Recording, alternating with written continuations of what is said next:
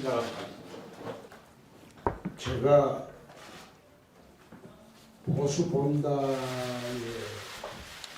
후보가 된 것은 이 당이 위기에 처했기 때문에 제가 후보가 될 수 있었다, 그런 생각합니다. 출마 선언을 하고 13일 만에 후보가 됐습니다. 3월 18일 날 출마 선언을 하고 3월 31일 날 후보가 되었으니 날치기 경선을 한 겁니다. 그렇지만 당이 어렵기 때문에 당에 있는 책임당원 여러분들이 61.4%라는 압도적인 지지로 저를 후보로 만들어줬습니다.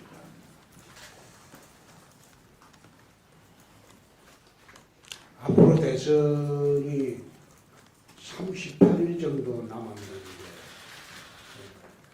저는 시간이 부족하다고는 생각하지 않습니다. 그래서 38일 동안 홍준표가 집권을 해야 하는 이유를 국민들에게 상세히 설명하고 동의를 구하고 그렇게 해서 5월 9일에 강력한 우파 정부를 새로 수립하도록 하겠습니다. 말을 길게 하면 질문 시간이 줄어들기 때문에 제 말씀 이거로 마치고 질문을 듣도록 하겠습니다. 네, 그러면 부터 질문을 하도록 하겠습니다. 질문하실 때는 소속사와 설명을 말씀해 주시고 질문해 주시기 바랍니다. 네.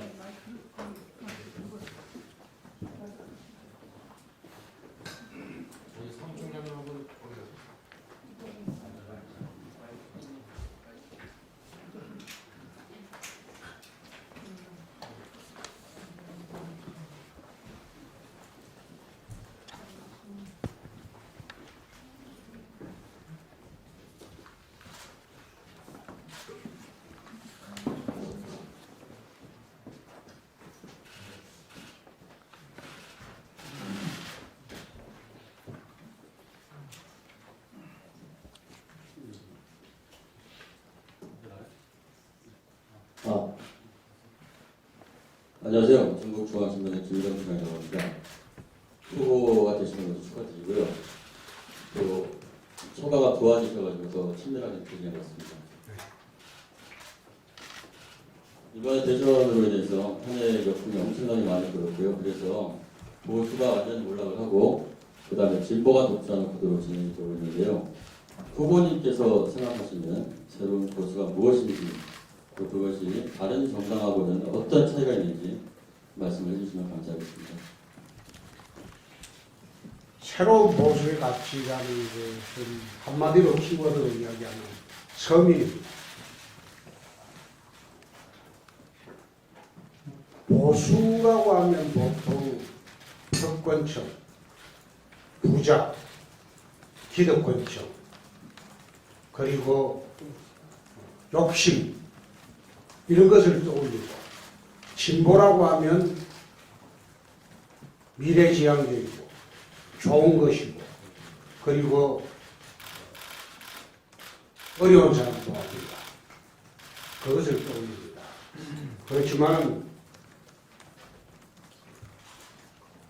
제가 지향하는 보수의 키워드는 서민입니다.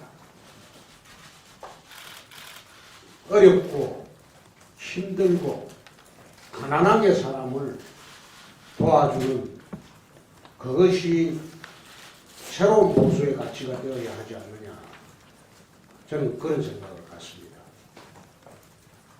그래서 다른 정당하고 차이가 있느냐? 바른정당은 곧 돌아오실 분들이기 때문에 차이점이나 그것을 말씀드리지 않겠습니다.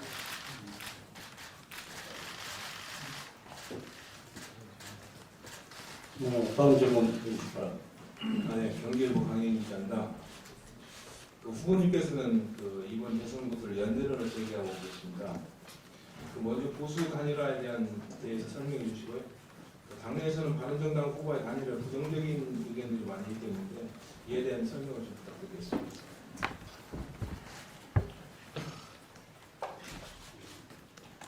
이 범보수 후보가 분열이 된 것은 범보수 진영이 분열된 것은 탄핵 때문입니다. 근데 그 탄핵이 박근혜 전 대통령 구속으로 마무리가 됐습니다. 말하자면 분열의 원인이 없어졌습니다. 그러면 합쳐야 하는 것이 정치적 도입니다. 바른정당에 계신 분들은 조속히 돌아올 수 있도록 저희들이 노력을 하도록 하겠습니다. 그리고 또 하나. 당내에서는 이 바른정당하고 당내에는 반발이 없습니다. 그것은 당내 친박들이 없어졌습니다.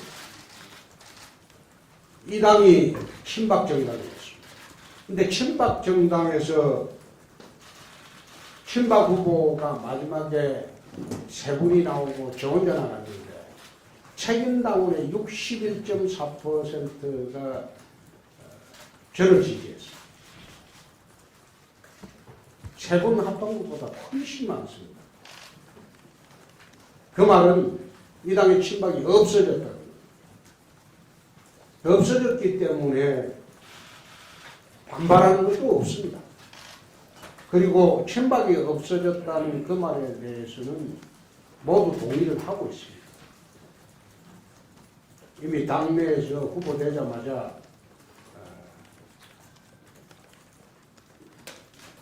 우리 출마했던 후보들하고 전부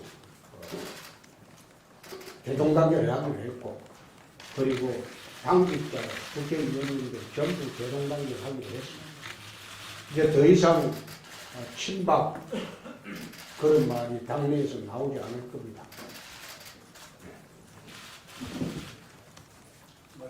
다음 질문해 주시기 바랍니다.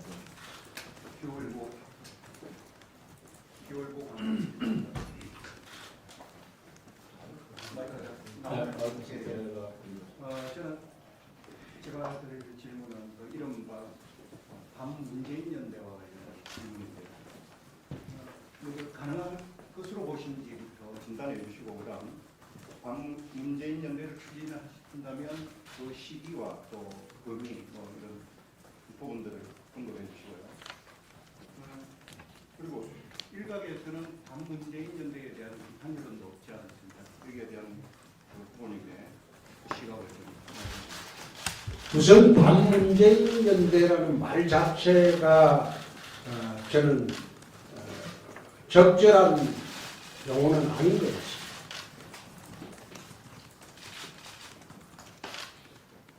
문재인 이른바 대세론을 이야기를 하는데 2002년도 이해창 대세론은 7년 동안 지속이 되었습니다. 그래도 이해창 대통령이 되지 않았어요. 못됐어요. 지금 문재인 후보보다 비교가 안 될 정도로 탄탄한 지지율을 받고 있습니다. 그런데도 대통령이 되지 않았습니다. 특정인을 두고 반문재인 연대 이래 이야기하는 건 적절치가 않습니다. 두 번째, 국민의당이 지금 좀 뜨고 있습니다만 선거는 대선은 후보 사이에 각이 서요. 각이 서지 않는 대선은 사실상 여태 한 번도 없었어.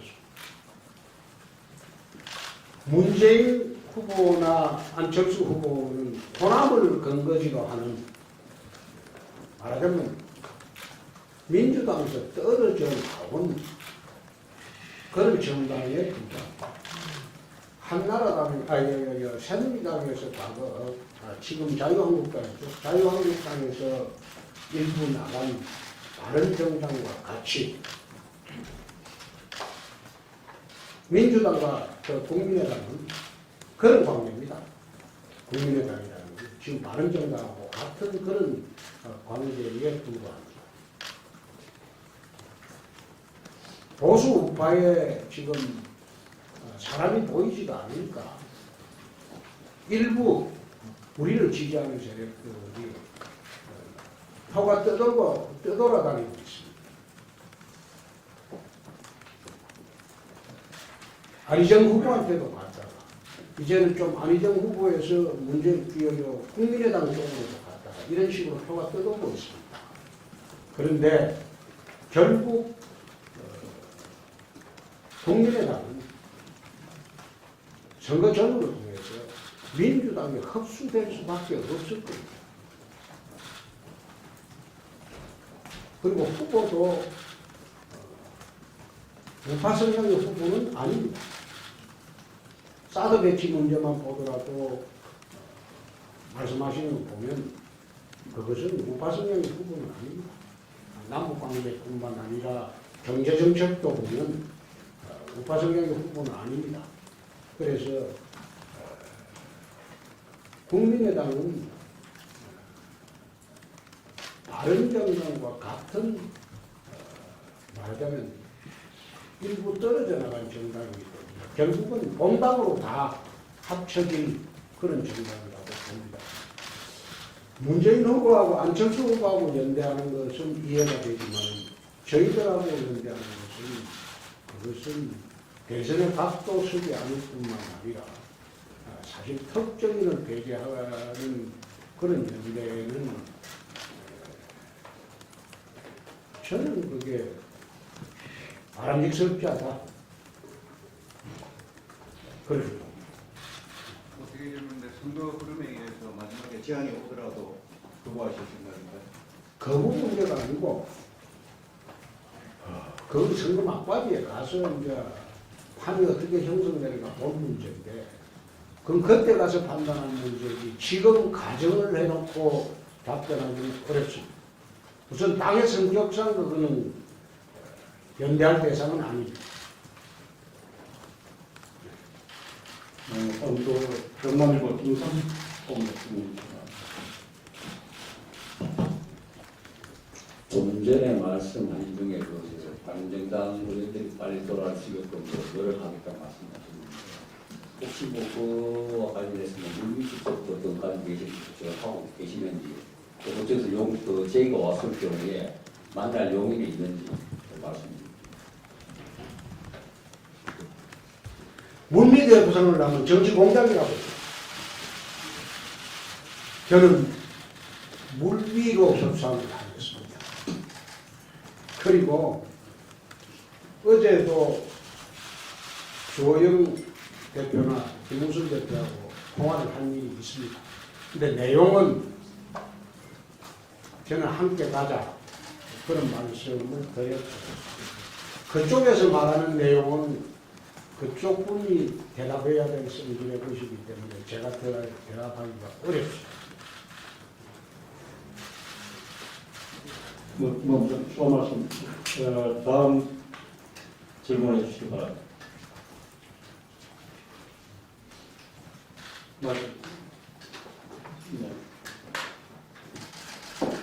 네, 전라도사의 김영민입니다. 대선 이후 어쨌든 간에 자유한국당과 바른정당에 대한 통합 가능성이 제기되고 있어요. 이에 대한 입장은 어떻게 되세요? 바른정당과의 통합 가능성은 대선 이후에. 그건 대선되고 난 뒤에 한번 봅시다. 아니 그러니까 당선된 가정팀. 그게 제가 그런 이야기를 했습니다. 사실 저는 이 정권의 실정이나 그 다음에 탄핵이나 여기하고는 전혀 무관한 사람입니다. 이 정권의 실정을 할 때 경남도정을 나는 잘 이끌었습니다. 이 정권은 부채 문제도 있고 여러 가지 문제가 있었지만 나는 4년 4개월 이끌면서 경남도의 부채를 제로로 만들었습니다. 자산 하나 팔지 않고 땅 한 평 팔지 않고 행정개혁, 재정개혁만으로 진통 끝에 작년 6월 1일자로 부채 제로.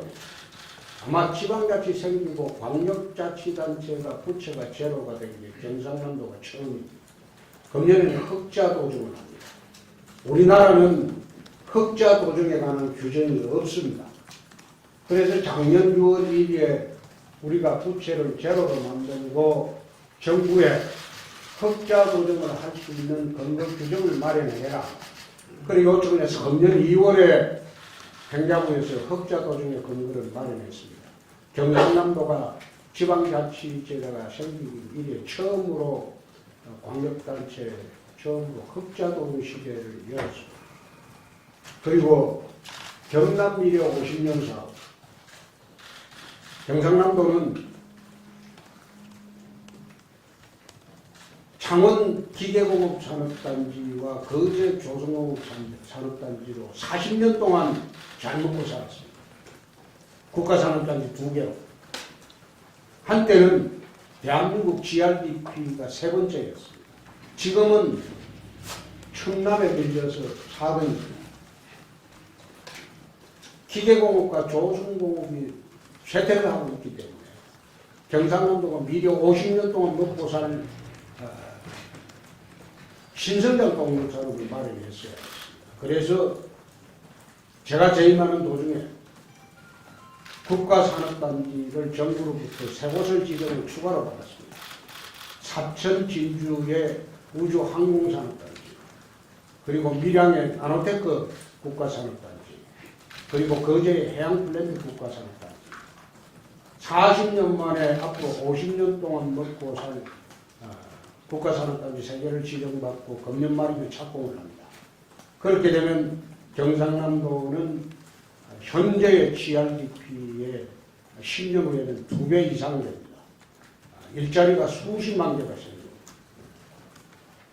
미래 50년 사업을 하고 세 번째 서민복지 사업을 했습니다.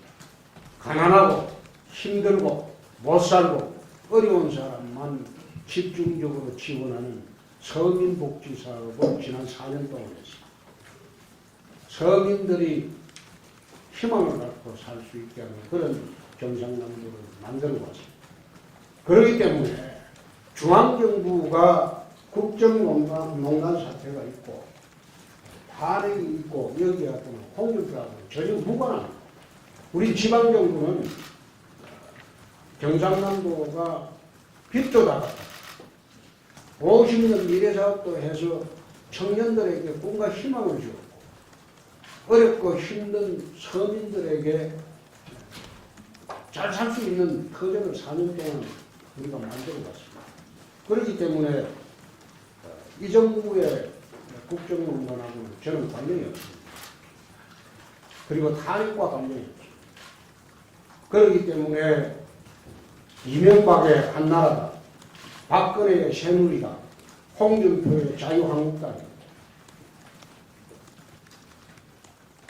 지금 5월 9일에 제가 집권하면 신정부 수립입니다. 박근혜 정부 2기가 아니라 박근혜 정부하고는 이제는 단결이 되었죠. 자유한국당. 그래서 국민들이 이 부분을 제대로 인식을 하게 되면 자유한국당에 대한 지지가 옛날처럼 40%까지 올라갈 때쯤 돌아오리라고. 그래서 대선 전략으로 가장 중요한 게 무너진 지방조직을 재건하는 겁니다. 내일부터 대구 경북을 시작으로 과거 무너진 우리 자유한국당의 우파의 뿌리들을 다 모으겠습니다. 대답되는 겁니다. 그리고 제가 사회자가 질문을 한다. 지금까지 홍준표 의원님께서 여러 형태로 질문이 됐습니다만 아주 그리고 참, 이 통합 이야기를 하셨는데, 통합은 된다고 봅니다. 바른정당은 우리한테 서로 감정으로 떨어져 나갔기 때문에 이제는 대선이라는 대명제가 생겼으니까 그 감정의 앙금을 풀고 함께 대선을 치러야 할 겁니다. 사실 선거가 36일 남았습니다. 그래서 차기 정부가 바로 집권하게 되면 인적 자원이라든지 이것이 상당히 국민 관심이 많습니다. 제가 지금 드린 것은 홍준표 정부, 소위 말하는 홍준표 대통령, 홍준표 정부가 출범하게 된다면 가장 우선순위가 무엇인지 국민들이 대단히 궁금해하고 있습니다. 예를 들면 경제 문제, 조금 전에 후보님께서 말씀하신 대로 경남도의 국세의 해법이라는 것이 굉장히 의미 있다고 저는 생각하는데, 그리고 더불어서 집권을 바로 해야 되기 때문에 소위 섀도우 캐비넷이 얼마나 준비되어 계시는지 그 두 가지에 대해서 좀 소상하게 말씀해 주시기 바랍니다. 제가 2012년 12월에 20일 날 보궐선거로 경남지사가 됐을 때 경남도정을 인수하고 3일 내에 그 업무 파악을 다 했습니다. 그리고 일주일 내에 도정을 안정을 시켰습니다. 보궐선거는 인수위원회가 없기 때문에 인수한 즉시 도정 파악을 시작합니다. 마찬가지로 국정을 인수하게 되면 일주일 내에 국정을 파악할 자신이 있습니다. 그리고 한 달 이내에 내각 백신을 완료를 하겠습니다. 제가 국회에 있으면서 매번 국회의원 하면서 상임위원회를 10여 곳을 전전을 했습니다. 통일, 외교, 국방, 내치, 경제, 안 가본 상임위원회가 없었습니다. 저는 상임위원회를 거치면서 한 곳 상임위원회에서 어느 정도 국정이 파악됐다고 생각이 되면 다음 상임위로 옮겨보기로 했습니다. 그래서 국회에 또 원내대표, 당대표를 하면서 국정정부를 봤습니다. 지방행정도 내려가서 4개월 동안 지방정부로 운영을 해봤습니다. 아마 나오신 후보들 중에서 국정 경험이 또 행정 경험이 입법 경험이 전부 어느 방면을 합쳐도 제가 가장 풍부하고 또 일을 잘할 것으로 저는 생각합니다. 그래서 집권을 하면 지금 앉아 어느 후보 진영은 교수 1000명 이래 이야기를 하는데 제가 그 당의 후보가 된 직후에 그런 이야기를 했습니다. 저는 개파가 없습니다. 챙겨줄 사람이 없습니다. 소위 역대 후보들은 전부 개파 대통령이었어요. 5년 동안 자기 개파 챙기다가 끝난 대통령들입니다. 근데 홍준표는 독보다이기 때문에 개파가 없습니다. 개파 없이 아마 후보가 된 사람은 여야 통틀어서 제가 유일할 겁니다. 대통령 후보가 된 사람. 그렇기 때문에 자유롭습니다. 인재등용도 자유롭습니다. 제가 그 정책위에 그런 얘기를 했어요. 교수 100명도 필요 없다. 분야별로 2, 3명만 모시고 정책 협의를 하시오. 근데 그 2, 3명 모시는 분들은 우리가 집권할 때는 적시 투입 가능한 교수들을 섭외를 해서 데려오도록 하십시오.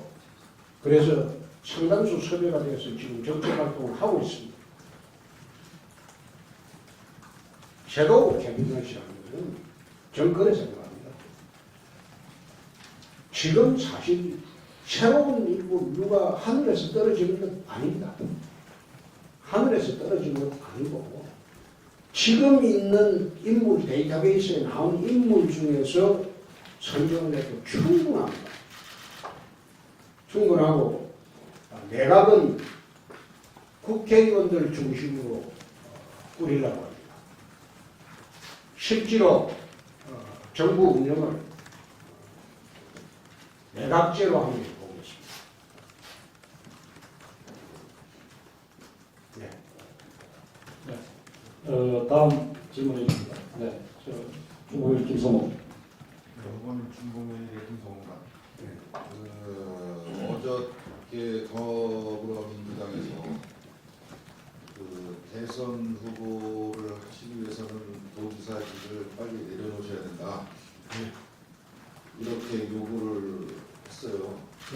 거기에 대해서 어떻게 생각하시는지 하고 지금 국회 차원의 개헌 논의가 이제 활발히 진행되고 있었고 대선 전 개헌을 또 많이 좀 기대를 했었는데 그게 이제 안 되죠. 안 됐습니다. 그래서 지금 지역의 입장에서는 지방 분권 개헌이 최대의 관심사인데 이 개헌을 하게 되면 시기는 언제쯤 하면 좋겠고 지방 분권 개헌 그러니까 대한민국은 지방 분권 국가다는 헌법에 명시를 해야 되는 건지에 대한 후보님의 생각하고 그것 좀 말씀을 좀 해주시죠. 네.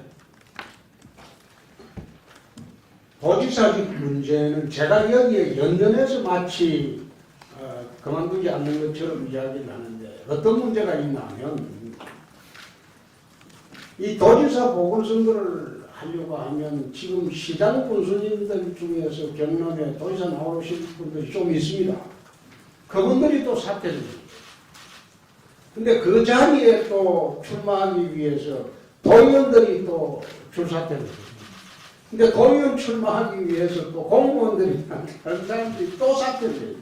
묘하게 이번에 경남도지사가 사퇴를 하면 그게 한 사람만 사퇴하면 되는 것이 아니고 불과 1년밖에 남지 않은 이 임기를 채우려고 그 도지사를 하려고 줄줄이 사퇴를 하게 됩니다. 우선 줄사퇴에 혼란이 있습니다. 도지사 선거가. 두 번째, 제가 참 전임 도지사들 어지러운 거 정리하고 빚 갚는데 정신이 없었는데 이거 줄사퇴한 지방선거를 하려면 그것은 한 300억이 필요해요. 근데 그 돈이 국고로 지원되는 게 아니고 경남도에서 나가야 됩니다. 국회의원은 국고에서 나와요. 그러나 지방선거는 전부 도에서 돈이 나갑니다. 그래서 참 애써서 빚도 다 없애놨는데 300억 주기가 좀 그렇다. 그리고 세 번째, 제가 대선에 출마하려고 생각하고 난 뒤에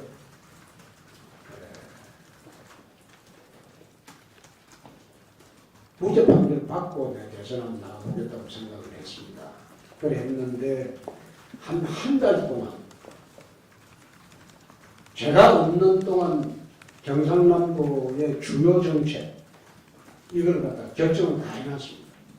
내가 없어도 권한대행이 부지사가 중요 결정을 하지 않아도 내가 한 결정에 따라서 내년 도지사 선거까지 권한대행이 해도 도정이 흔들리지 않고 중요 결정을 미리 다 해놨습니다. 해놨기 때문에 도지사직 사퇴는 내 4월 9일 날 한다고 합니다.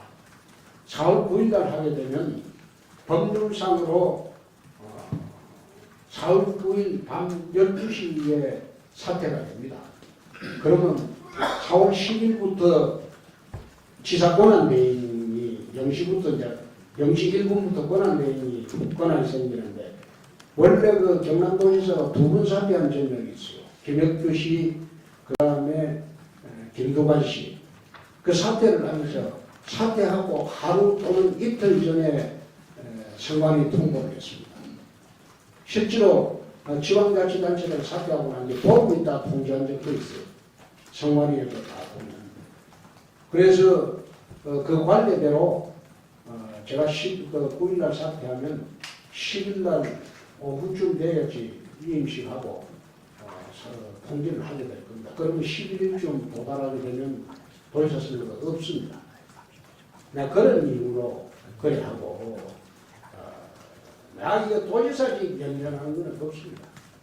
두 번째, 지방분권 개헌인데 사실상 이게 지방정부의 가장 큰 과제가 자치재정권, 자치입법권, 자치조직권, 입법권이라는 거다. 자치재정권, 자치조직권인데 자치재정권 같은 경우에 지금 국비와 지방비가 8대2로 되다 보니까 지방정부가 뭘 하려고 해도 나라에 의존할 수밖에 없어요. 이걸 갖다가 적어도 6대4 정도는 만들어줘야지 지방정부가 좀 활발하게 사업을 하게 됩니다. 그게 첫째고, 두 번째가 자치조직권입니다. 실국정 하나를 더 만들려고 해도 지금 행정부의 승인을 또 승인도 안 해주고, 그래서 지방분권 이걸 갖다가 개헌을 명시를 한다고 해서 또 뭐 엇걸어 되는 건 아니고, 자치재정권, 자치조직권을 정부가 법률 개정으로 다 해줘도 지방정부는 활성화될 수가 있습니다. 굳이 헌법에 명시해야 된다면 지방자치단체가 지금 헌법에 있습니다. 있지만은 좀 유명무실하게 됐어요. 실질적인 지방자치가 되도록 헌법 개정을 하면 될 것입니다. 다음 질문, 김성봉 본대. 김날도 김사입니다. 보궐선거를 하지 않은 부분에서 지역 정부에서는 홍 지사가 상황으로 하려고 하는 거 아니냐 그런 이야기가 나오고 있고, 또 차기 정부가 들어섰을 경우에 행정부지사의 임명권한은 행정장관에게 있는 걸 알고 있는데, 차기 정부에서 홍 지사의 도정 운영을 지우기 위해서 행정부지사를 교체했을 경우에는 또 다른 문제가 있지 않냐 하는 이런 여러 가지 문제가 있고, 또 하나는 자유한국당이라든지 바른정당에서 도지사 선거를 하지 않으려고 하는 것은 당선이 안 될 가능성이 높지 않냐 하는 그런 우려도 있습니다. 그 부분에서 어떻게 생각합니까? 상황으로 하겠다. 내가 대통령 되면 상황이 되겠죠. 될 거다. 그죠? 두 번째, 행정장관이 교체한다. 제가 대통령이 되면 교체 안 하겠습니까? 지금 있는 사람이 훌륭합니다. 세 번째, 지방선거를 하게 되면 자유한국당이 질 것 아니냐. 해도 이길 것. 지금 자꾸 하자는 측은 오히려 자유한국당 후보 측에서 일부 기자분들을 충동적에서 만들려고 하는 것, 이야기를 많이 들었습니다. 그런데 나오려고 하시는 분들 보니까 지금 맡길 사람이 없어요. 저 사람들이 들어오면 도중에 망치겠다는 생각이 들었습니다. 그래서 시간을 두고 내년에 좀 정말 경남 도정을 제대로 이끌어가자. 저는 거기에 한번 발을 빼면 거기 가서 상황으로 못합니다. 누가 나한테 내 선거 떨어져 보면 상황으로 할 수가 있습니까? 제가 돼. 그리고 내가 도청 들어가는 정문에 채무제로 기념 식수를 해놨어요. 정문에. 그걸 주목으로 했습니다. 살아 천년, 죽어 천년이라는 주목으로 해놨어요. 누가 도지사로 들어오더라도 이제는 빚내서 도정 운영 못한다. 빚내려고 하면 기념 식수한 것을 빼내. 그래서 내가 누가 도지사가 들어오더라도 이제 빚내서 더 이상 도정운영을 하지 마라. 그러니까 정부 들어가는데 거기에 주먹을 내 심어놨습니다. 채무제로 기념식수를. 그래서 제가 이 도정을 운영해 보니까요. 정말 이 빚내서 이거 하는데 왜 그래 하느냐. 전부 선심연정입니다. 국정도 마찬가지입니다. 전부 선심연정입니다. 그래서 내가 이 도정 운영을 3년 6개월 하면서 내 다음에 뭘 안 해도 좋으니 선심행정이라고 판단되는 것은 예산 지원을 못하도록 하기 위해서 재정점검단을 만들어놨어요. 특별히. 그래가지고 우리가 예산을 편성을 할 때 재정점검을 해서 편성이 되기 편익이 얼마냐. 편익이 안 되는 거는 전부 예산을 편성 안 합니다. 그래 하다 보니까 인심 써야 할 때에서 욕을 많이 얻어먹습니다. 내 욕 얻어먹어도 안 한다. 근데 행정개혁을 신호탄으로 2013년도에 진주 어려운을 내 폐업을 했는데 내가 가서 도정을 인수하고 보니까 진주 어려운이 240억 채무가 있고 그 전에 좀 마지막 해에 그 채무가 69억이에요. 그 한 해에 발생한 게. 왜 이래 됐냐? 그러니까 도립병원이 일은 안 하고 민주노총에 선봉대에 있는 병원. 걸핏하면 진주오면 차가지고 서울 올라와서 으쌰으쌰하고 일은 안 해요. 그러니까 하루에 환자가 의사가 16명이 있고 간호사가 140명이나 있는데 간호사가 150명 더 있었죠. 있었는데 하루 그 외래 환자가 200명이 안 돼요. 창원에 내과 의사가 혼자서 간호 셋 때리고 환자를 250명을 봅니다. 그런 상황에서 이게 정상화되고 빚만 계속 누적되고 노조가 겁이 나니까 지사가 손을 못 대고 그래서 내가 지금 이 정상화 방안이 뭐냐? 결국에 폐업입니다. 그럼 좋다. 폐업한다. 대신 이 상대가 민주노총. 내가 환노위원장을 했는데 민주노총 무서운 조직이다. 너 자신 있냐? 이렇게 힘주라.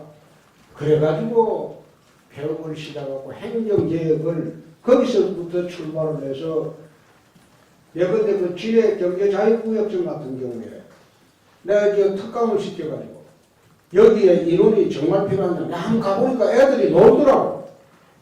몰래 살짝 가보니까. 과연 이게 인원이 이래 필요하냐?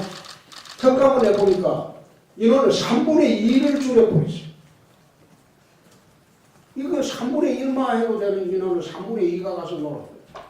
그래서 내가 이제 짓고 나면 공무원뿐만 아니라 공공기관도 공사, 구조조정하니까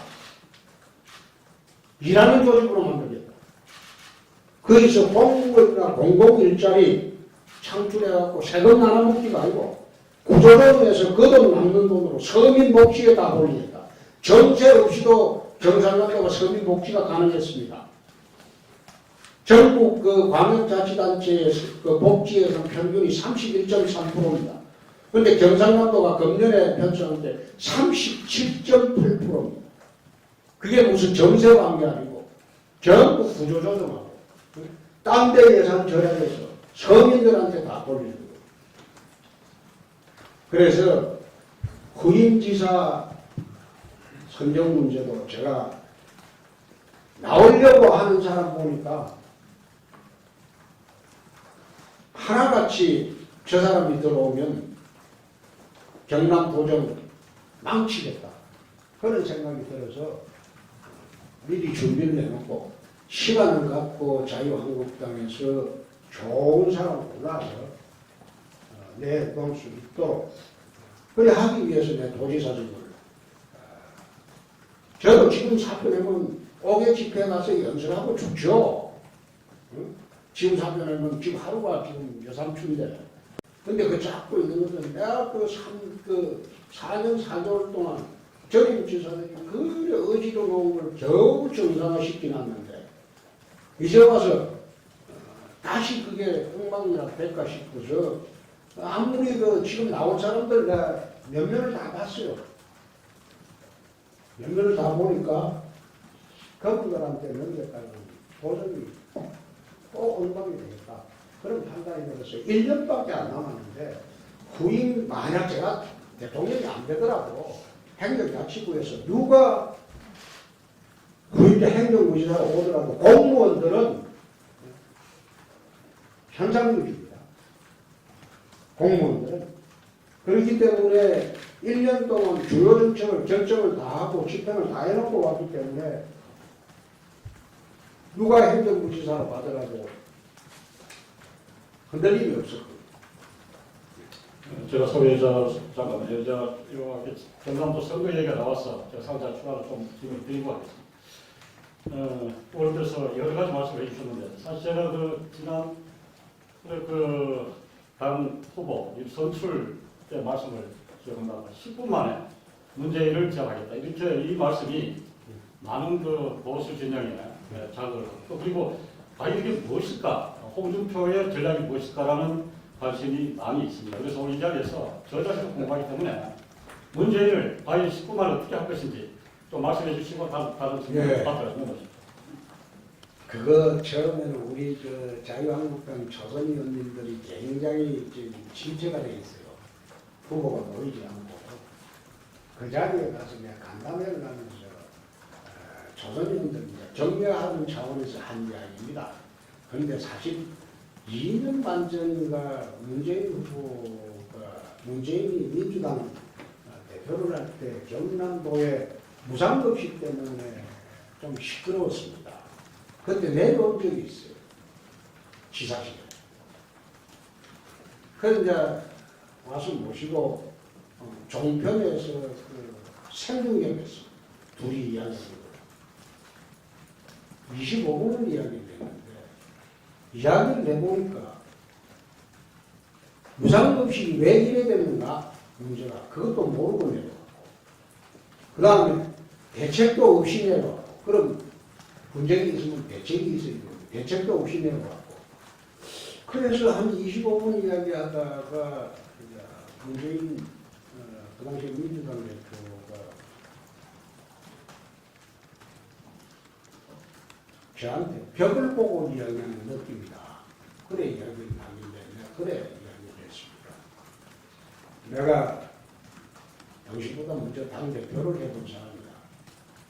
적어도 공당의 대표라면 분쟁 지역에 갈 때에는 분쟁의 원인과 그에 대한 대안, 대책을 갖고 가야 된다. 아무런 분쟁의 원인도 모르고 대안, 대책도 없이 쉬어하려고 하는 것은 그 공당의 대표로서는 그거는 문제가 있는 것이다. 다시 돌아가서 이 분쟁의 원인과 그 다음에 대안, 대책이 뭔지 그걸 갖고 다시 왔으면 좋겠다. 그런 보내드리고 있습니다.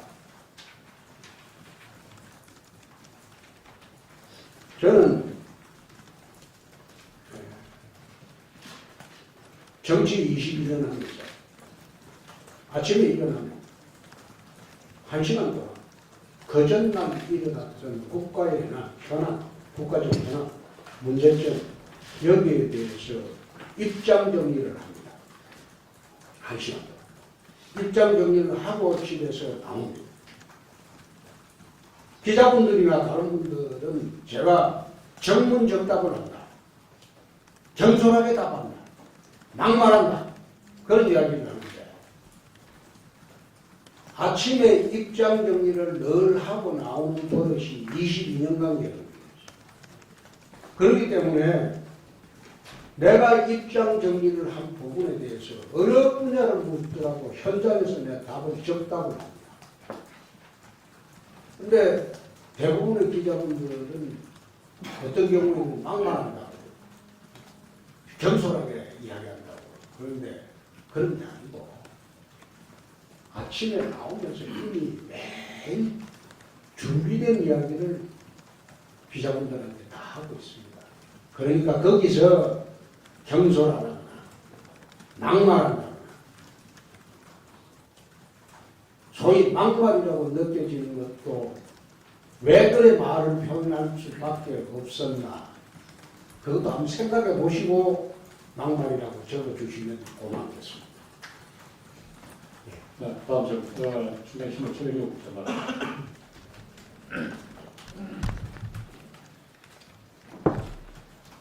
총장신문 최영욱입니다. 헌법 개정을 소환 청와대와 국회 세종시 이전 등 세종시 행정수도 이전 주장에 대한 견해장을 말씀해 주세요. 남아프리카 공화국으로 가면 수도가 3개입니다. 프레토리아에 행정 수도가 있고 또 하나 남아공이 이래 보면 제일 위에 행정 수도가 있고 그 중간에 사법 수도가 있습니다. 제일 밑에 요하네스burg 그쪽에 입법 수도가 있습니다. 입법, 사법, 행정부가 수도가 3개입니다. 그것은 남아프리카 공화국을 병합을 하면서 수도가 지역적으로 3개가 생깁니다. 그러면 세종시의 행정 수도를 하려면 첫째, 헌법을 개정해야 해요. 헌법상 수도는 관습법상 서울입니다. 그래서 행정 수도를 만들려면 헌법 개정할 때 헌법 개정을 첫째 해야 돼요. 두 번째, 국회에서 이야기하는 행정 수도, 정치인들이 지금 절차도 모르고 지금 주장하는 행정 수도, 그거는 헌법 개정할 때 우선 정리가 되어야 되고, 국회의원들이 지금 대부분 선호하고 있는 분권형 대통령제가 되면 총리와 국회를 세종시로 보낼 수 있습니다. 세종시로 제대로 가려면 그 2가지 절차를 지켜야 됩니다. 헌법 개정을 하면서 세종시를 행정수도로 지정을 하고, 그리고 대통령은 청와대에 있고 총리와 국회가 세종시로 갈 수가 있습니다. 그래서 나는 그 안이 가장 합리적인 안으로 봅니다. 그렇지 않고 공무원들이 세종시에서 국회로 오는 그 길에 뿌리는 돈, 인력, 낭비, 그걸 생각하면 세종시를 다시 서울로 정부 전체로 옮길 수 없을 바에는 국회가 세종시로 내려가는 것이 맞다. 나는 분원이 필요한 게 아니고 제대로 하려면 국회 전체가 세종시로 가는 게 맞다. 가려면 개헌할 때 세종시를 행정수도로 지정을 해야 된다. 청와대는 서울에 있어요. 그렇지 않으면 대한민국 국민들이 불안합니다. 강국은 포기 아니냐. 그래서 청와대는 서울에 있고 국회와 총리 이하 모든 행정부처는 밑으로 내려가야 돼요. 개헌이 전제가 됩니다. 그 말씀을 드립니다. 다음 우리 국제신문의 김태경 기자. 국제신문 김재경 기자입니다. 대통령직 속 지역발전위원회를 독립적인 예산 편성권을 가진 행정위원회를 구성하고, 그래서 국가 지역 균형 발전과 관련된 콘서트 역할을 진행하고 있는데요. 그에 대한 입장을 하고 청와대 내 국가 균형 수석실 신설 목표에 대해서 어떤 생각이 있을지.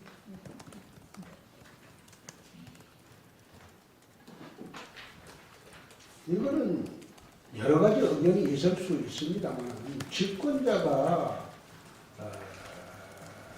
그 지방 균형 발전, 국토 균형 발전에 대해서 어떤 인식을 갖고 있느냐, 그게 가장 중요합니다.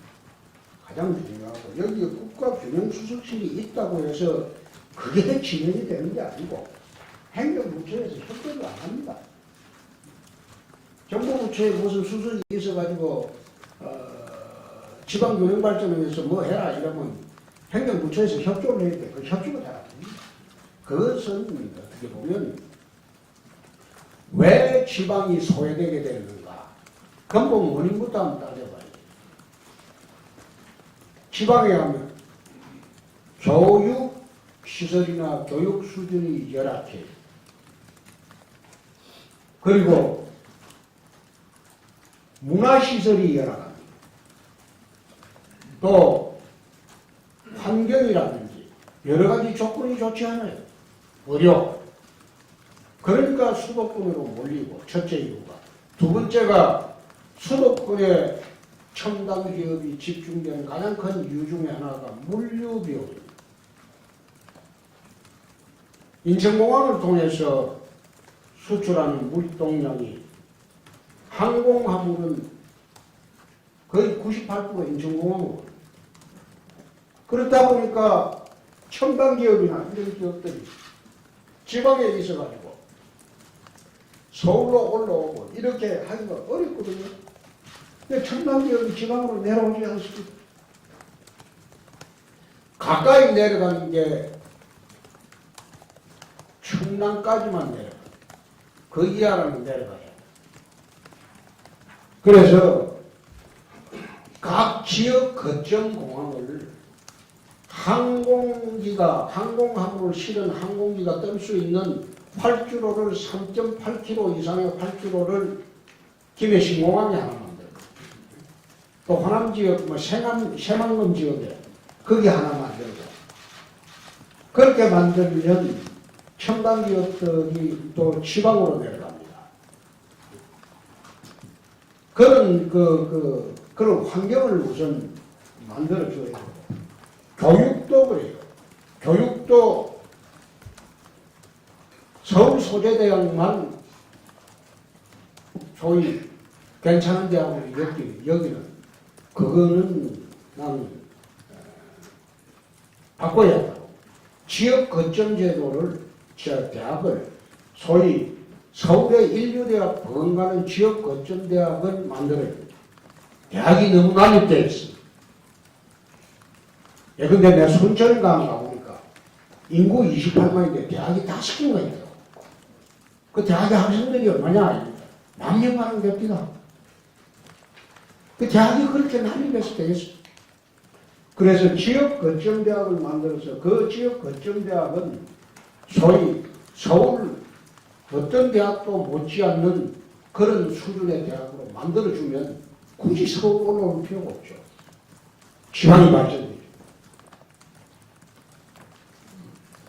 굳이 수도권을 억제를 하고 억지로 발전을 억제로 하고 규제를 한다고 해서 지방으로 내려오는 게 아니다. 지방의 기업 환경이 좋고 교육 환경이 좋고 모든 의료 환경이 좋으면 뭐 하려고 서울 올라오겠어요? 올라올 필요가 없죠. 그래서 지방의 그런 인프라 구축하는 게 우선이 되는 균형 발전은 자동적으로 되는 것이다. 지금 정책처럼 억지로 수도권을 묶어놓고 그렇게 하는 정책은 저는 옳지 않다. 지방의 발전 대책을 정부가 새로 계획을 짜서 해줘야 된다. 저는 그런 생각을 하고 있습니다. 이 질문가 하세요. 네. 왜냐하면 부가적인 질문이 돼야 될 것 같은데, 우리 저번 김태균 부장이 질문한 게 지역 발전위원회를 우리가 왜 지역 발전위에 대해서 지금 이렇게 질문에 이렇게 담았냐 하면, 지역 발전위가 지금 실제적으로 지방 행정에 대한 컨트롤 타워 역할을 청와대와 하고 있거든요. 근데 지금 이제 자문위원회 성격으로 하고 있지만 독립적 예산 편성이 없는 상황이고, 또 청와대 내에서도 지역과 관련한 비서관이나 이런 직제가 없거든요. 그러다 보니까 이걸 좀 확실히 해달라는 거고, 우리가 왜냐하면 카운터파트로 삼아야 되는데, 지역에 쪽 와서 활동하는 기자들이나 그렇지 않으면 지방 정부가 와서도 이렇게 요청을 좀 할 수 있는 권한을 좀 달라는 얘기거든요. 이 부분에 대해서 좀 명확하게 좀 해주시죠. 예산 편성권이 어떤 예산 편성권입니까? 지방의 예산 편성권입니까? 안 그러면 지방정부의 예산 편성권입니까? 그걸 제가 사회자가 사실 우리 저 의원님께서 교수하고 보정을 하고 또 당대표도 하시기 때문에 예. 지방에 잘 알고 계시는데 지역발전위원회가 아니, 지방이는 알고 네. 있어요. 장관도 알고 있어요. 지방자치위원회하고 있습니다만 여기 이제 기능이 소위 집행 기능이 아니고 자문기능이죠. 자문기능입니다. 이러다 보니까 시도 지방 정부에서도 이 지역발전위원회에 대한 어떤 이 컨셉트를 좀 더 강화할 필요가 있지 않나 이런 지적이 있었는데요. 뭐 집권하시기 때문에 여기서 그거는 이제 뭐 이해가 됩니다. 네. 이해가 되는데 사실 그게 그 지바리를 만든 게 난 지바리에서 공고를 해서 되는 걸 보지 못했어요. 이 자문기구입니다. 이렇게 하다 보니까 장관급이고 지바리 위원장이 이래 권고를 해서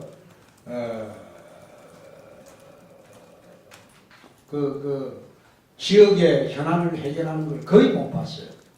해결도 안 되고. 그러니까 지바리가 와서 뭘 해결을 하겠다고 하면 지방자치단체장들은 힘들어합니다. 말하자면 이 집행권을 달라는 거니까. 그죠? 말하자면 지역에서 올라오는 현안을 전부 수집해가지고 이거는 해주자.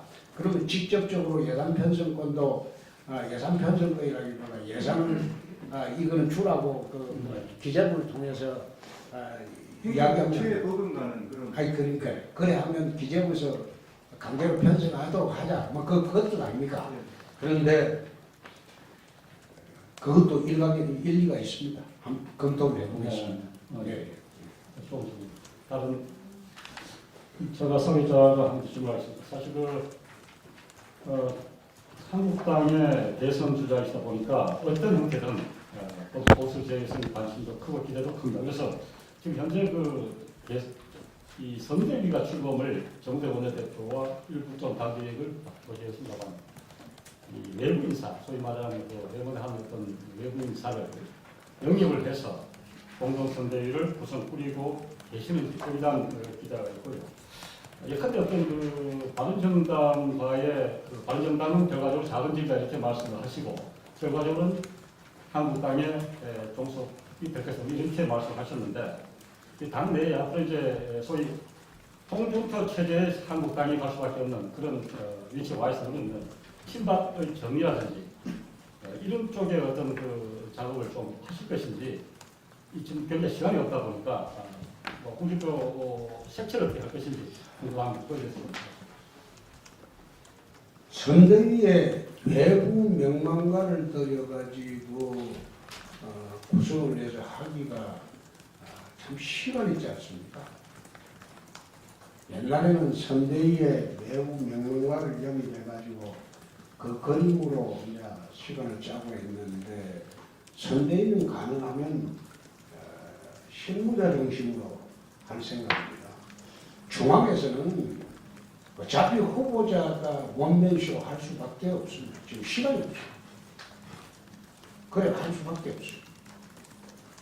그래서 선대위는 중앙선대위는 가능한 한 실무자 위주로 내부에 계시는 분들도 영입을 지금 추진을 하고 있습니다. 하고 있는데 그것은 차츰차츰 이제 가시화될 거고 원래 이게 선대위 짜다가 선거가 끝납니다. 원래 대통령 선거 하다 보면요 선대위 기구 짜다가 사람 영입하고 나가고 저기들끼리 싸우고 이러다가 대통령 선거가 끝나버려요. 그래서 거기에 대해서는 나는 크게 중점을 두는 것은 아니다. 두 번째 친박 문제 이야기하는데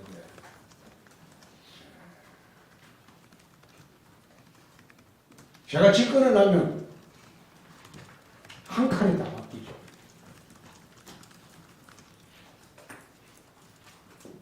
근데 지금 선거를 앞두고 누굴 정리해라, 빼내라 이렇게 하기가 어려운데 97년도 이해창 대선 때 YS 출당 요구하는 것을 우리가 강력 반대를 했습니다. 근데 YS 출당 요구를 하기 전날 63빌딩에 유해창 총리가 저하고 김문수하고 이재호를 불러가지고 이후재까지 불러가지고 YS 출당 요구하니까 너희들이 양해해라. 그거 안 된다고 그랬어요. 근데 그 이튿날 출당 요구를 했어요.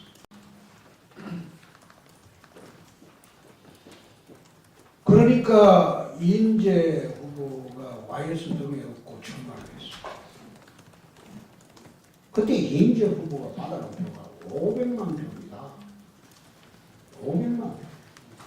그래 받아가도 DJ한테 37만 표밖에 안 줬어요. 출당 요구 안 했으면 그때 DJ가 대통령 되는 일이 없었습니다. 제가 왜 이런 얘기를 하는가 하면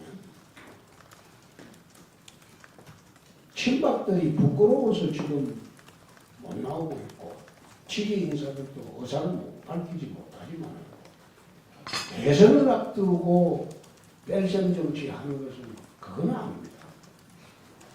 양 경험을 해봤기 때문에. 그래서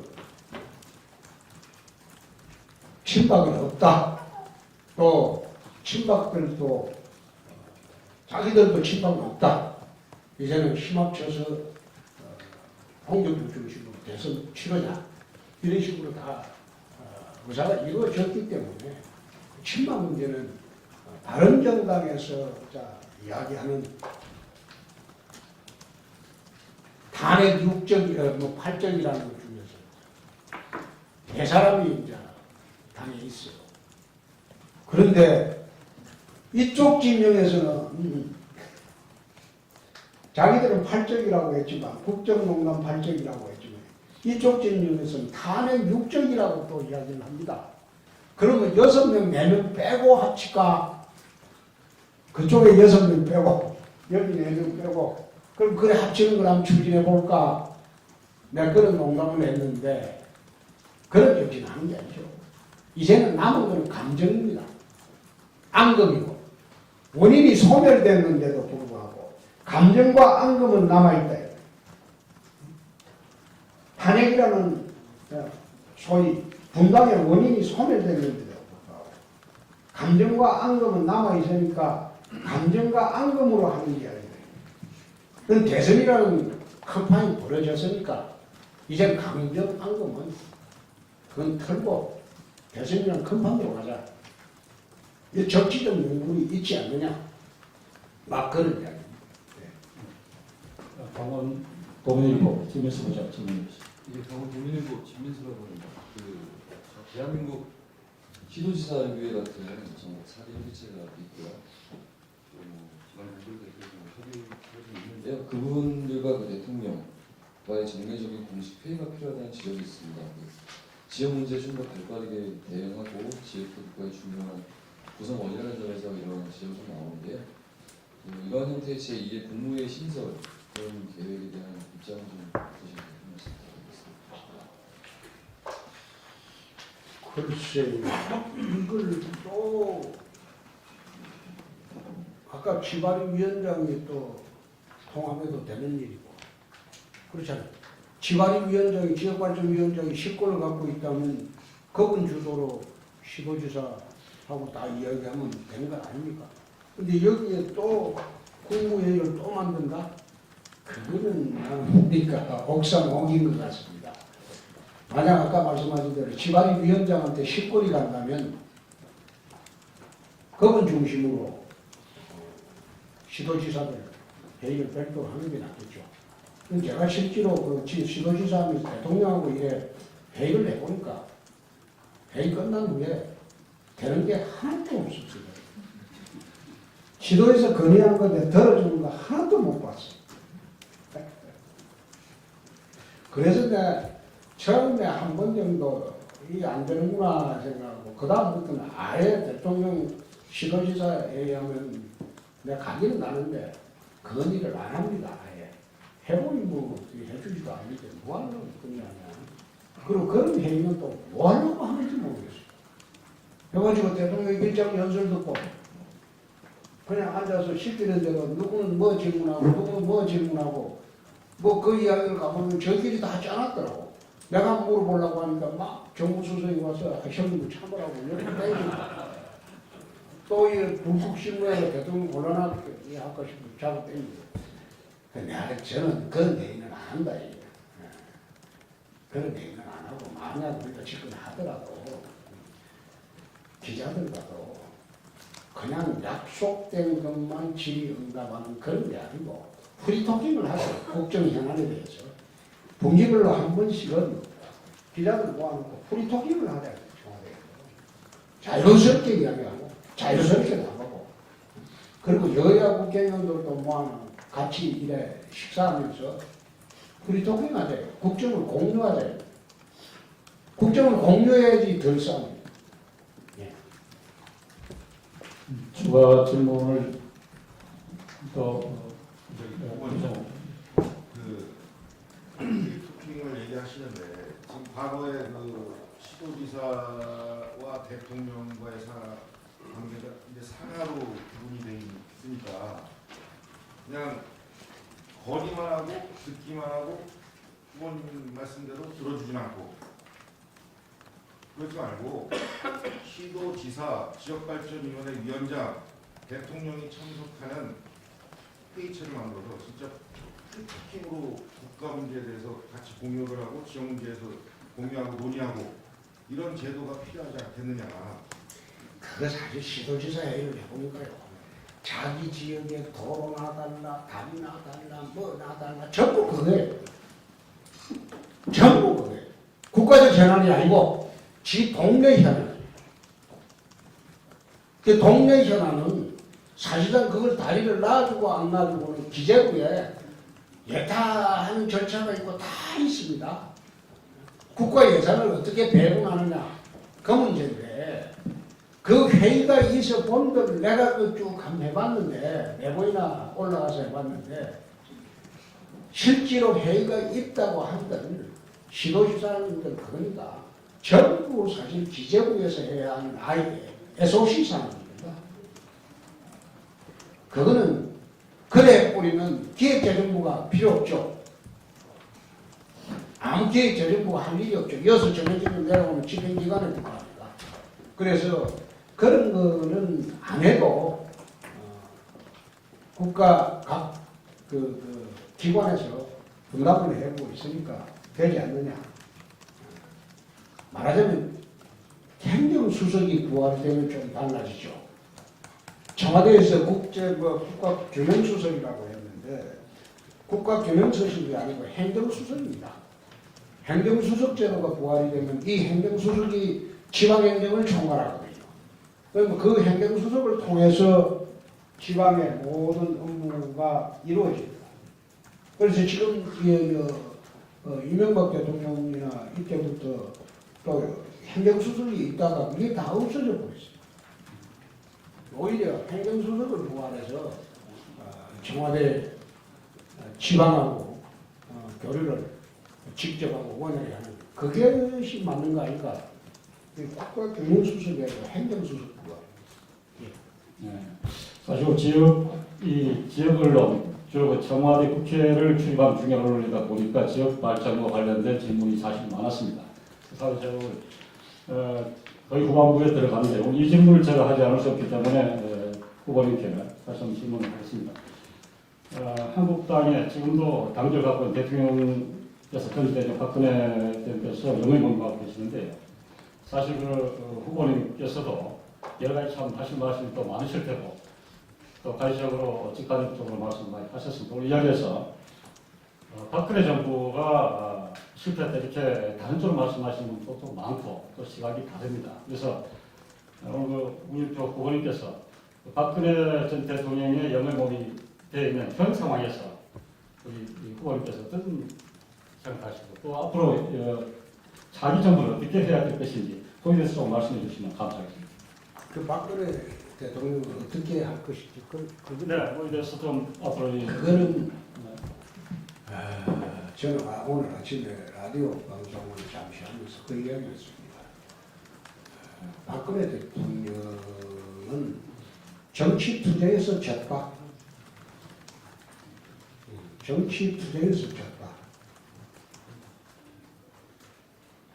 소위 수사 재판 받고 있는 것 그리고 헌재 탄핵 당한 것 기본적으로 정치 투쟁입니다. 정치 투쟁에서 진 것이다. 처음에 최순실 사태가 문제됐을 때 네, 나와서 해명을 하는 것을 보니까 독서에서 해명을 하는 사람 보니까 허둥지둥했어요. 허둥지둥했어요. 그 다음부터 해명하는 것은 자꾸 소위 진실을 말하지 않는 듯이 보였어요. 그러니까 탄핵으로 치달은 거예요. 저는 그런 생각을 했습니다. 큰 권력은 모래성이다. 쉽게 무너집니다. 오히려 안 무너지는 게 시골 가면 그 시장 군수들 작은 권력 그거는 잘 안 무너집니다. 근데 큰 권력은 거의 모래성처럼 쉽게 무너집니다. 대통령은 강단과 결기가 있어요.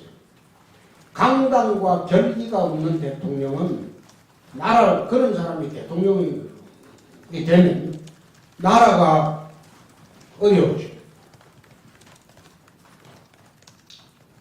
박근혜 대통령이 최순실 사태를 막지 못한 것도 책임이지만 터졌을 때 좀 더 진솔한 생각으로 국민들을 대하고 강단과 결기가 있었으면 정치 투쟁에 지지 않았다. 지금 재판을 내가 헌법재판소를 내가 그런 이야기를 주시에 탄핵 때 정치적 탄핵은 맞다. 국회에서 할 수 있는 일이 아니다. 그런데 사법적으로는 이 탄핵을 할 만한 증거가 없다. 확정된 증거가 없다. 지금 수사하고 재판 중인데 이게 무슨 확정된 증거냐. 그걸로 지금 탄핵을 했는데 거기 보면 대통령이 해명한 게 오락가락했다. 그게 탄핵 사유에 들어가 있어요. 그 다음에 청와대 압수수색 하려고 했는데 거부했다. 청와대 압수수색은 형사소송법으로 거부할 수 있어요. 국가보안시설. 그건 당연히 거부할 수 있어요. 그 다음에 말이 오락가락했다. 박근혜는 어떻게 보면 피해자입니다. 박근혜 대통령. 피해자가 오락가락하든 거짓말하든 그건 피해자 권리입니다. 형사소송법상. 그걸 밝혀내야 하는 게 수사재판기관이에요. 그 다음에 청와대 압수수색 안 했다. 또 무슨 사유가 있더라? 특검이나 검찰 조사를 받지 않았다. 조사 안 받는 것은 피해자의 권리입니다. 근데 그걸 강제로 조사하는 것은 체포영장 떼갖고 조사하는 건 강제로 할 수 있어요. 이런 지정비 재판관이 이야기한 이런 잡다한 거 그 끝에 붙여놨잖아요. 이래 대해서 헌법수호 의지가 없다 이래 했거든요. 헌법수호 의지가 없는 게 아니고 괘씸하다는 거예요.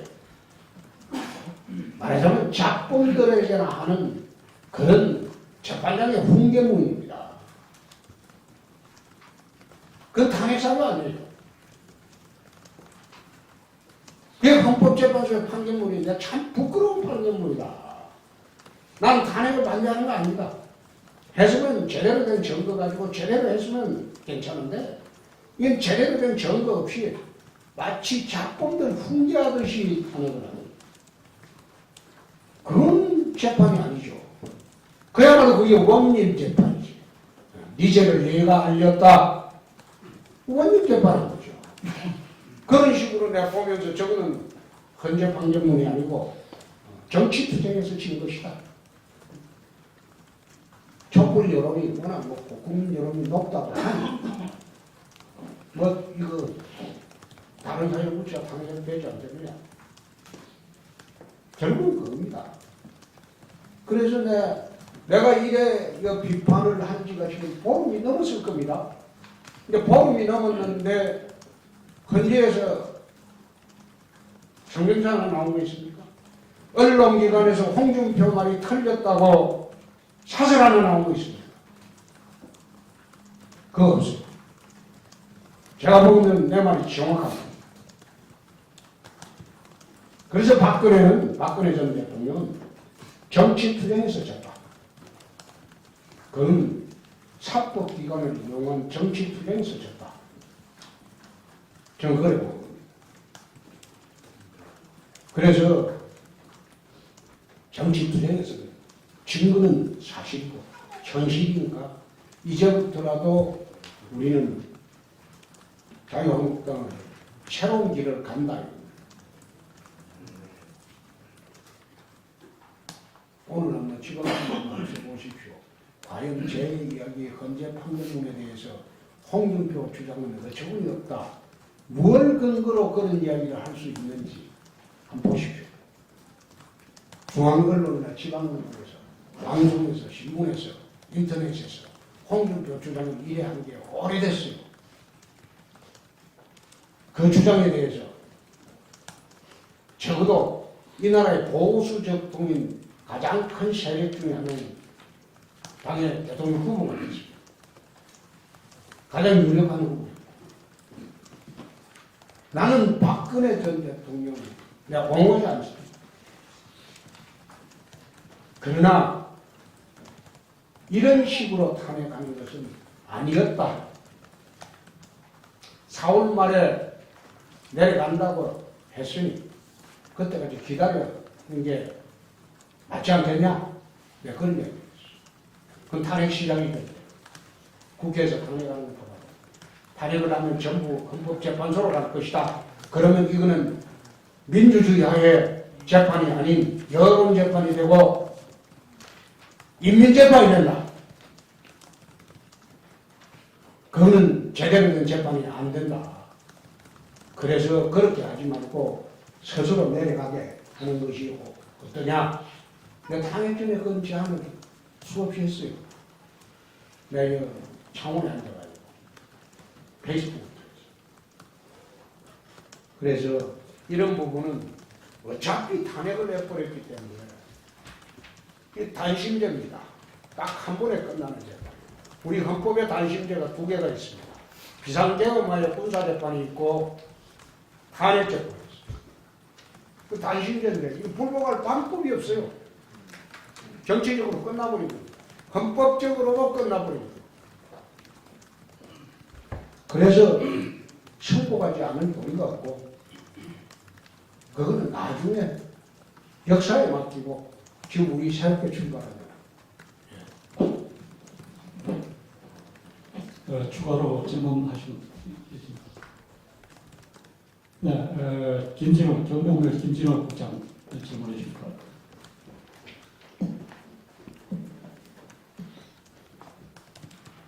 네, 경북매의 김진호입니다.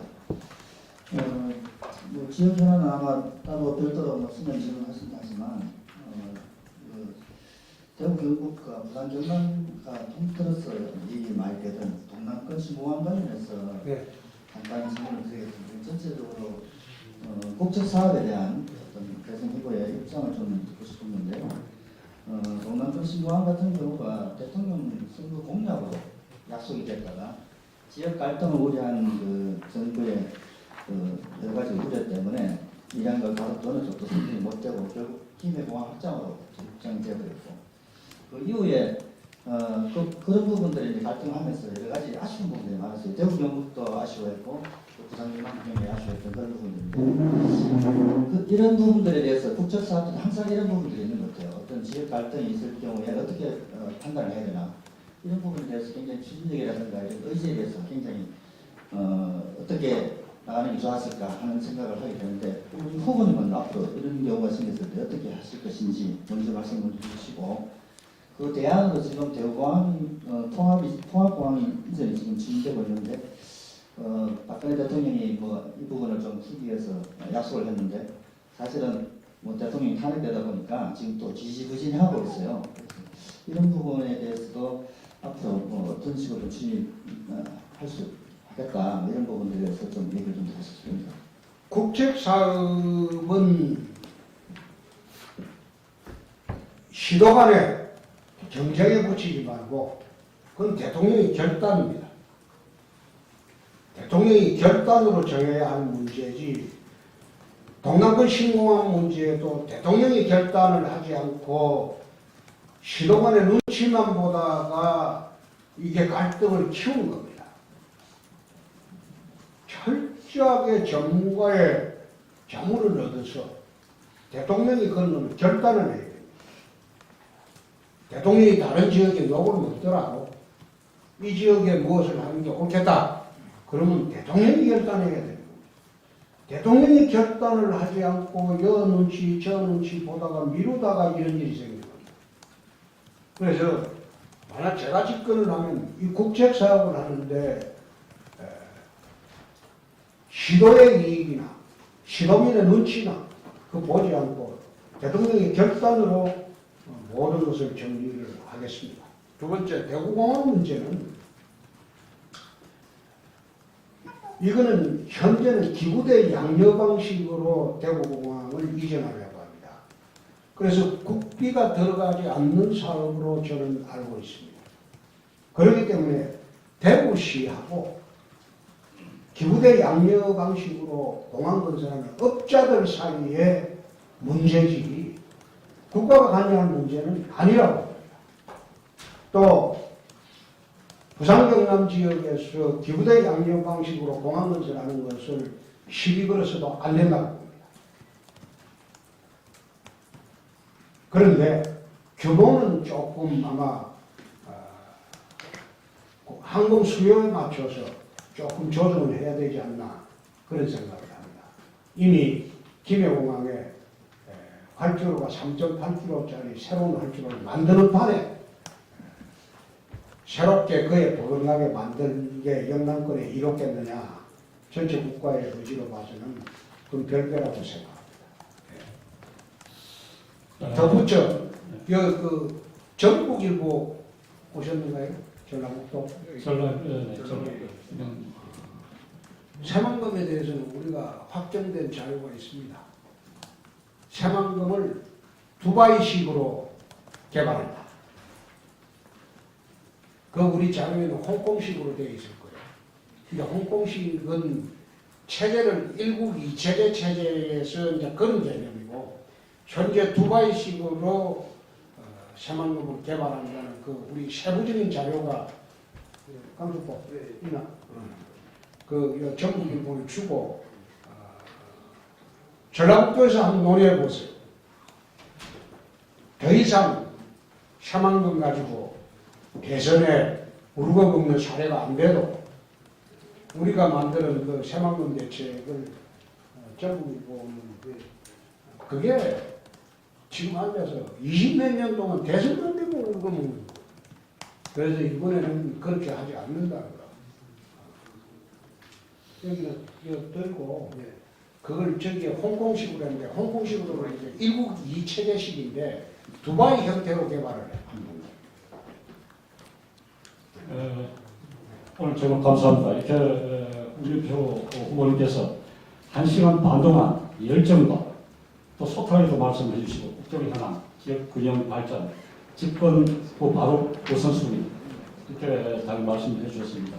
끝으로 홍준표 후보님은 이 스트롱맨 정면 돌파 이렇게 말씀을 굉장히 많습니다. 그리고 본인도 그렇게 말씀하시고 그래서 오늘 제가 볼 때 그러나 그 이면에는 사랑도 아시는 그런 굉장히 부드러운 분이 아닌가 이렇게 지적하는 것도 많습니다. 그래서 마무리 말씀을 해주시면서 부인 이순삼 여사님과의 그 사랑의 스토리 러브스토리도 그때 말씀해 주시면서 마무리 말씀해 주시면 감사하겠습니다. 고맙습니다.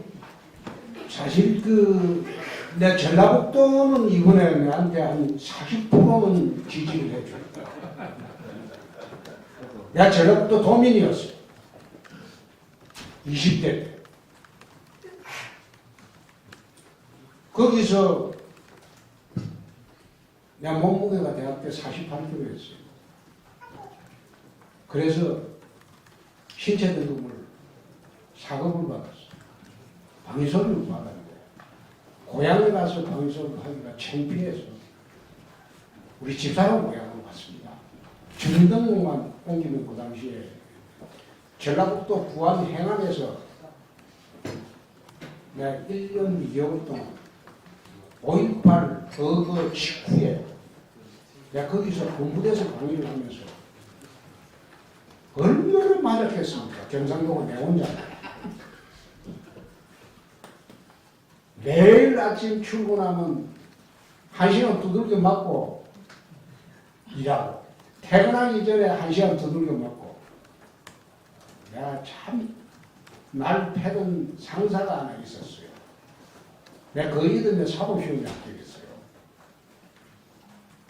그래서 이제 부안에 가서 부대 행안 3대대에 가서 인사하러 왔는데 그 상사는 도망가 버렸어요.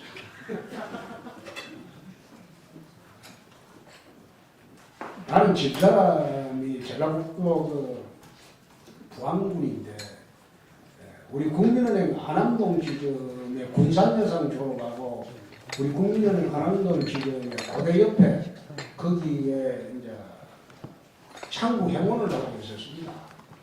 대학교 3학년 때 돈 찾아러 갔다가 내 집사람이 눈에 마음이 들어가지고 그때 내 기억으로는 매일 갔어요.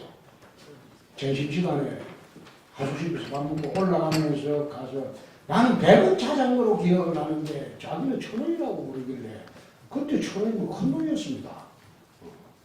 근데 집사람은 모르고 넉 달간 돈 찾아러 다녔어요. 그래가 한 넉 달 돈 찾아러 다니다가 집사람은 보면 난 모르죠. 나는 돈 찾아러 다니다가 우리 친구들한테 이야기해서 이제 토요일 날 불러내서 연애를 하기 시작했는데 내가 우리 장인한테 굉장히 서러운 말을 받았어. 우리 장인이 부안수협조합장을 했는데 저걸 좀 먹고 살만했다 이거죠. 보니까 돈도 하나도 없는 놈인데 군대도 안 갔다 왔고 아버지는 없고 뭐 엄마 하나 있는데 울산에서 달색방 살고 전세방도 아니고 달색방 살고 이러니까 우리 저런 게 와서 내 딸 데리고 가려고 한다고 해서 굉장히 푸대적으로 많이 받았어요. 그래서 내가 사법시험 합격을 하고 난 뒤에 장인 찾아갔어요. 네, 당신 딸 데리고 간다. 대신 당신 우리 집에 못 온다. 내 집에는 절대 오지 마라. 26년간 못 오게 하고 우리 장모는 대신 그 당시에 저보고 굉장히 착한 사람 같다. 사람 참 성실하고 좋아 보인다. 이래가지고 우리 장모만 26년간 모시고 장인은 26년간 우리 집에 모셨어요. 그 돌아가시기 직전에 마지막에는 제가 모셨습니다. 서울대학병원에 백혈병으로 84살로 돌아가셨는데 돌아가시기 직전에는 제가 아들도 없는데 6개월 동안 서울대학병원에서 모시고 돌아가시기 직전에 옛날 이야기를 꺼냅니다. 내가 정말 잘못했다. 내가 편하게 가시라고. 근데 전라북도는 그 도민이고 하니까 내가 그 기자들 전국에 한번 새만금 대책 발표하러 내려갔을 때 기자들이 그래도 자유한국당 싫어한대.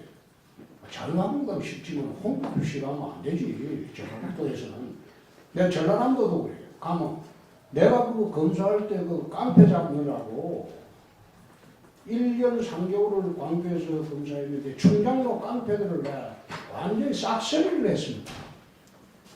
제가 검사할 때는. 그런데 제가 서울지검으로 발령받을 때 그때는 깡패 로비를 해줘가지고 서울지검 왔어요. 2년 만에 해야 되는데 1년 3개월 더 놔두면 저가 위험하다고 그 깡패 2명에 로비를 해갖고 장관하고 총장한테 내가 서울로 1년 3개월 만에 인사철 받으니까 올라온 거야. 올라올 때 충장로 상인연합회에서 그 당시에 100만 원을 줬어. 전별금. 그 왜 이걸 줍니까? 이런 거니까 1년 3개월 당신이 있는 동안 전별금을 까야 월정금을 안 뜯겠대요. 유흥가에서 깡패들한테 월정금을 바칩니다.